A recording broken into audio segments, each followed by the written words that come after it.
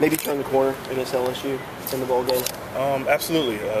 We actually went back and watched the Auburn game just for fun. And to look at that, you kind of just want to close your eyes, like, wow, we were really that bad. And the first time at the Georgia Dome. So to see it come full circle, as I stated in some interviews early in that year, it wasn't going to look as good, in the beginning of the year as it's going to look in the end. And I think we pulled through with that and became a better defense and stepped through the door a little bit and showed that we can compete at the top level. When did you watch that Auburn game again? Before the LSU game? Right afterwards. Just for watching it, just to see how far we actually came, to see that we never want to go back to that point. Yeah. What was the biggest change? Was it maturation or learning, both? That's exactly what it is, maturation. Being able to see ourselves on film, actually. Last spring when we were installing everything, we were looking at Oklahoma stuff. Everything was Oklahoma. So now we got, as we got through the season and through camp, we got to see ourselves on film and see the mistakes we were making and actually going to correct them. And we got the best coach in the country, Coach Brooks. All the credit really goes to him, honestly.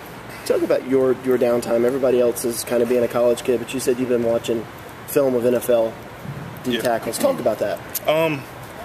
The definition of insanity is doing the same thing over and over, expecting different results. So, I just wanted to do something different. I chose to use my weekends as, researching healthy things I could eat and studying film in order to do something different to take my game to the next level to help the team. So that's the way I looked at it. It's a little sacrifice. I'm older now. I outgrew everything. So now I'm just trying to bring the younger guys along, teach them how to take care of their body, sometimes physically drag them into the cold tub, telling them, it's better to do it early on in your career so you don't have as many aches and pains as maybe I do or some of the other older guys who didn't get in the cold tub early on in their career. So, just helping them out like that as a big brother.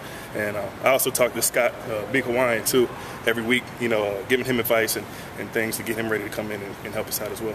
Who are the NFL guys you've been watching? Definitely Justin Smith from the 49ers. That's who I study most. I feel like it's almost like he was coached by Coach Brooks. The way he's gap sound and emulate his game emulates his. It's just a pleasure to watch him, and I would love to meet him one day.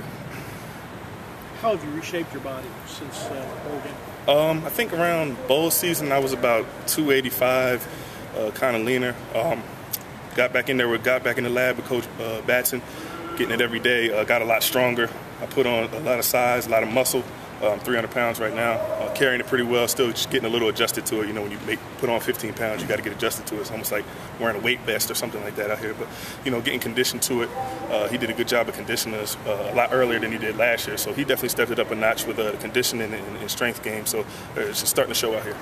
So making a leap like that y'all saw on tape from the beginning of the season to the end, I'm guessing the goal is to try to make a similar leap in the offseason. Exactly. We're trying to double that, make a double leap to get even better than last year.